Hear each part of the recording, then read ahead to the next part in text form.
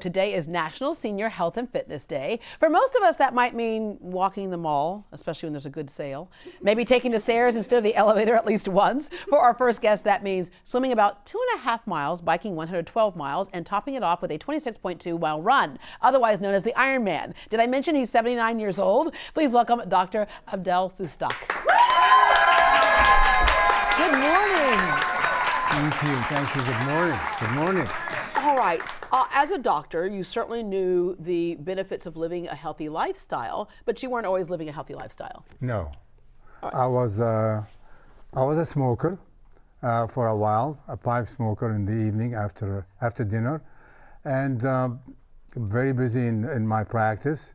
So my routine was to finish the day, go home, eat dinner, smoke a pipe, and then watch the Astros or the Oilers back then, and or the Rockets, and then go to sleep. That was my routine. Yeah, that was your routine. And then, of course, your day job was reconstructive and cosmetic surgery. Yes, ma'am. So, like, we could come in and say, doctor, can you just remove the fat for us, okay?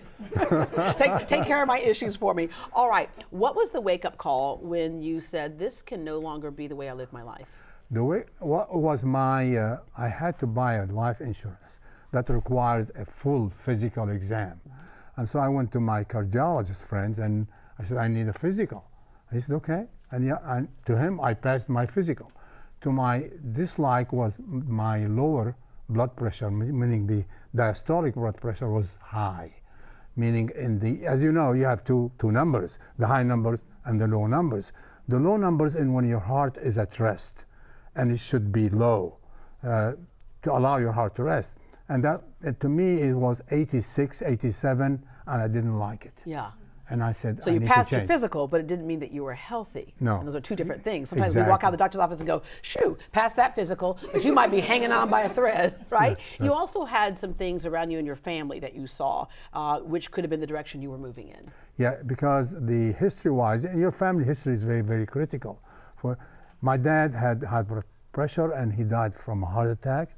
His only sibling had high blood pressure. She died from a stroke. So when my blood pressure was high in my own mind, I said, that's not the way I'm going. I'm going to change. Wow. And did you make that decision to change right away? Because sometimes it takes us a minute. Like we'll go, I'm going to change, girl, starting Monday. I'm going to change. Oh, wait, did Monday come and go? Starting next Monday? I'm going to wait till New Year's Eve before I change. So no, it took really a while for me to really change, because it's not easy to change. Right. I said maybe the doctor was not as good as I wanted. I went to a different doctor. So you can't always go to your friend doctors. You have to go to. So I had to go to another doctor, and the result was the same. And it said, it's time for me to change my habits. And I started just walking. My son was at the time about 6, and he would be biking around me. I would start walking.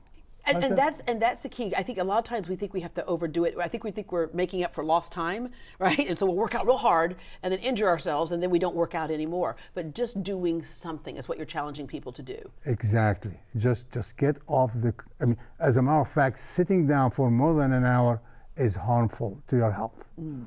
So you have every time you have to get up and walk around, and we sit all the time. We sit in our cars. We sit at work.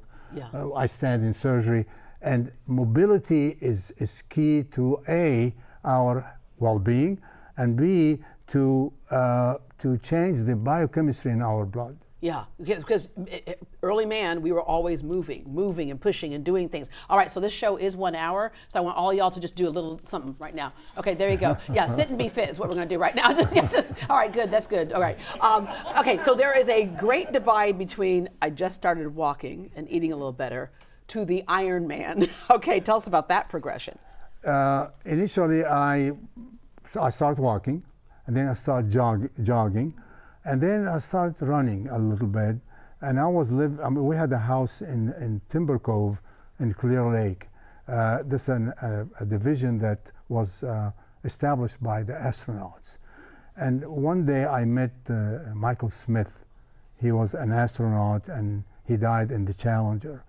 And just befriended him, and we started walking together, and he wasn't running. So I said, I need to keep up with Michael.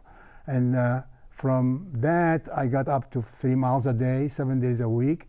And then I extended that to 6 miles a day, 7 days a week. And then one day I was running on Memorial, and there was a booth, and said, train for a marathon. I said, what's a marathon? He said, 26.2 miles. I said, okay, I don't think I can do that. He said, no, we'll train you to do it. And I joined that group, and soon enough, I was running marathons. And the body is an amazing thing because, about what age did you start doing that?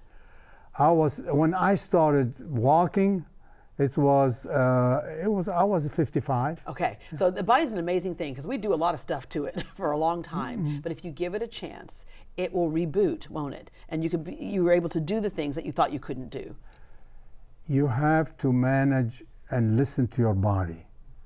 As you start doing something, because we need to do something, as you start doing something, listen to your body. Start slow, build a base, and then extend the base, and then build tolerance and endurance. So I started slowly, not by design, by accident, and I built it up until one day one of our running group, he said, I just did an Ironman. I said, an Ironman? What's an Ironman? He said, 2.5 swimming, 112-mile biking, and a marathon. And you have to finish before midnight, starting at 7. So, wow. That's kind of craziness there. That's crazy. And not knowing any better, I went and bought 2 bikes. Not knowing any better.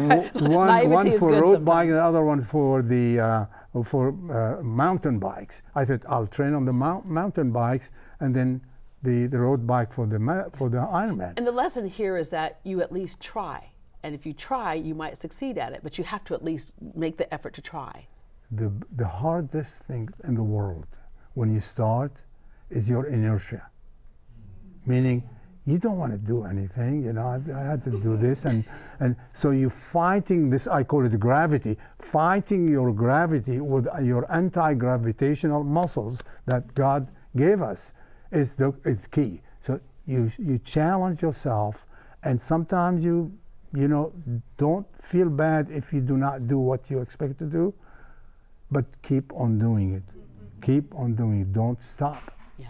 What was that feeling like to accomplish your first round? I tell you what, crossing that finish line, all I had in my mind, I want to cross that finish line. And when you get close to the finish line, you have people, hundreds of people lining up in that pathways, and they're all screaming, challenging you to finish, and you say you don't want to disappoint all of these people. Yeah. You want to go on, and then once you cross that finish line, and you feel like $1 million or $1 billion. Yeah. All right, so you're still in training now, and you're in training for what now? I'm training for November 2nd, an Ironman in Florida, in Panama City Beach, Florida.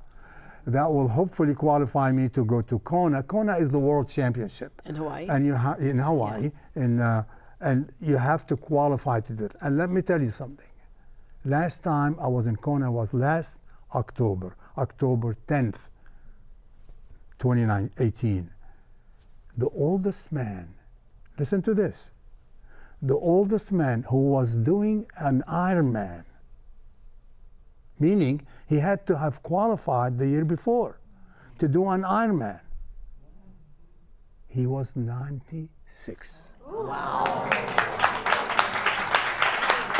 So basically, you just removed all of our excuses to do something. You have no excuse. I don't know if I'll ever do an Ironman. I might not even get to 10 men. But the key is to do something, and it's never too late to start. It's never too late to start. Don't think of age as a limitation. Don't think of age as a limitation. It's not. It's only in your mind. Because age, chronological age, means nothing. Physiological age is everything. Dr. Fustok, thank you so much, and thank best of luck to you. Thank you for coming. Thank you. And oh, you don't have to run off just yet. You can sit back down. Yeah, you don't have to run off just yet. I know you're ready to exercise because you've been sitting way too long right now. Okay, to get in touch with Dr. Fustok and visit greatdayhouston.com, and we'll connect you to him. You can follow him on his progress. Also want to say good morning to Gada Ali, who is the one who told me about you. Oh.